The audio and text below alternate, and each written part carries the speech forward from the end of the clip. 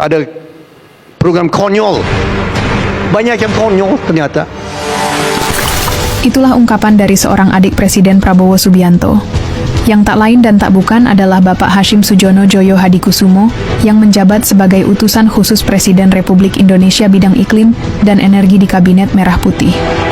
Beliau menemukan banyaknya anggaran APBN yang konyol dan sangat tidak penting untuk kemajuan bangsa dan negara, yang cuma menghambur-hamburkan biaya untuk hal-hal sepele saja.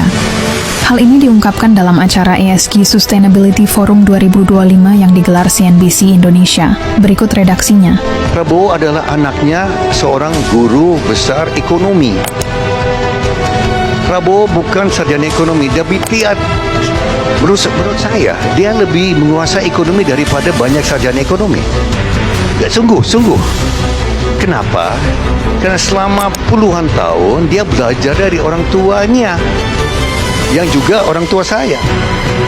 Untuk makanan gratis tambahan 1 triliun, Pak Prabowo ambil dari anggaran yang dipangkas 306 triliun dan sebetulnya lebih besar lagi, karena ini tidak termasuk dividen dari BUMN. Ini tidak termasuk dividen dari BUMN. Kalau tidak salah 170 triliun kalau tidak salah. So, walaupun uang itu diambil dari program-program, itu berarti akan dibelanjakan untuk program-program yang strategis. Ya. Ada program-program perjalanan dipangkas. Perjalanan ke luar negeri dipangkas, saya dengar dipangkas 21-22 triliun rupiah. Untuk kunker-kunker ke luar negeri, studi banding ke luar negeri, dan banyak sekali yang saya dengar dari dia pangkas. Ada program konyol dihapus, dipangkas. Banyak yang konyol ternyata. Pak Prabowo cerita sama saya dia berapa minggu dia periksa anggaran APBN. Ternyata di APBN kita ada 9 tingkat, Pak. Ya, biasanya Presiden Menteri periksa sampai tingkat ke-3 ke-4. Prabowo periksa sampai tingkat ke-9, Pak.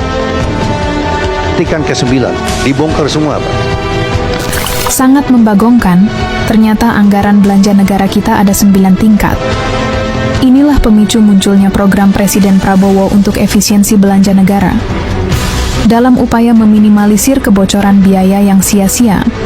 Hal ini dipertegas Presiden Prabowo Subianto dalam pidatonya di Kongres 18 Muslimat Nahdlatul Ulama Surabaya, tanggal 10 Februari 2025. Beliau juga menyampaikan bahwa demi kemajuan bangsa dan negara tak ada yang ditakuti kecuali emak-emak.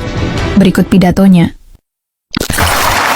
Saya sebenarnya tidak terlalu dekat dengan Ibu Khofifah. Saya baru jumpa baru menjelang mau Pilpres. Benar Bu Khofifah? Yang suruh saya menghadap Ibu Khofifah itu Pak Jokowi. Benar?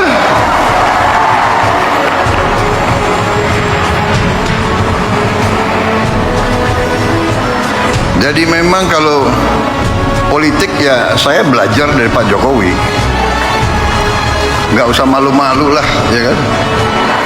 Kadang-kadang orang sudah nggak berkuasa, mau dikuyu-kuyu, mau dijelek-jelekin. Jangan. Kita hormati semua. Hormati semua. Ada yang sekarang mau misah-misahkan saya sama Pak Jokowi. Lucu juga. Jangan. Kita jangan ikut. Pecah belah itu adalah kegiatan mereka-mereka yang tidak suka sama Indonesia. Kita harus biasa bicara apa adanya. Yang benar itu benar, yang tidak benar itu tidak benar.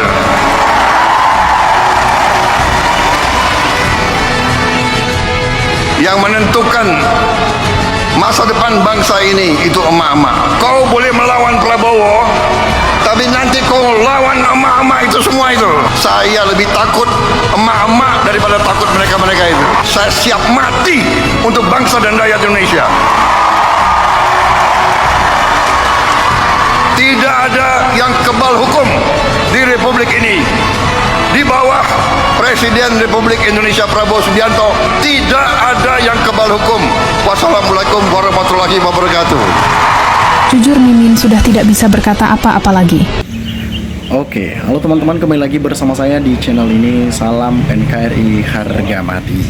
Teman-teman, dalam video ini kita telah mendengarkan sebuah cuplikan video ya.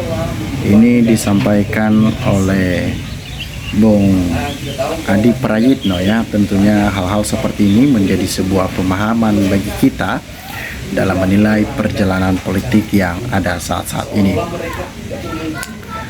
Sebenarnya jujur kita udah capek, kita sebagai masyarakat Indonesia udah benar-benar capek dengan tindakan-tindakan yang dinilai itu melanggar aturan-aturan yang ada.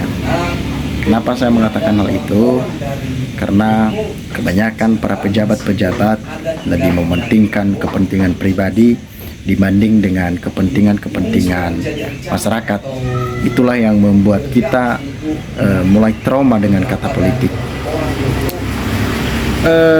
Gagalnya pemerintahan untuk mewujudkan apa yang menjadi mimpi masyarakat,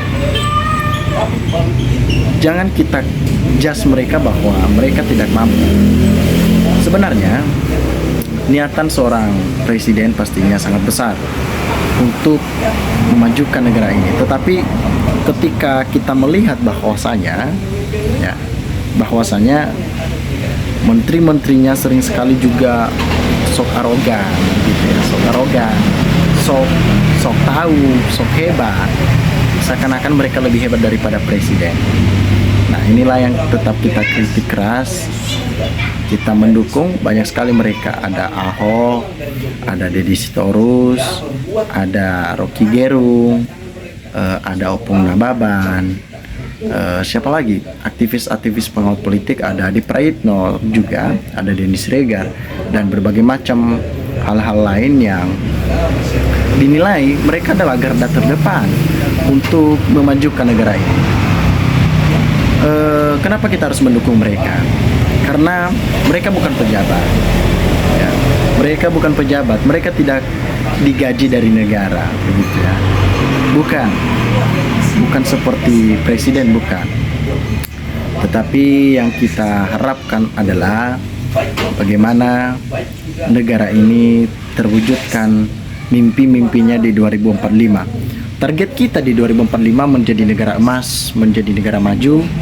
Tidak ada lagi yang namanya masyarakat yang menjerit hatinya, baik dalam segi perekonomian. Disayangkan sekali lah ya, banyak masyarakat yang masih sulit untuk mendapatkan makan sehari-hari begitu. Kita bersyukur ada program makan gratis dari Prabowo Subianto karena pastinya itu sebuah program yang sangat luar biasa, sangat baik ya, untuk kita lebih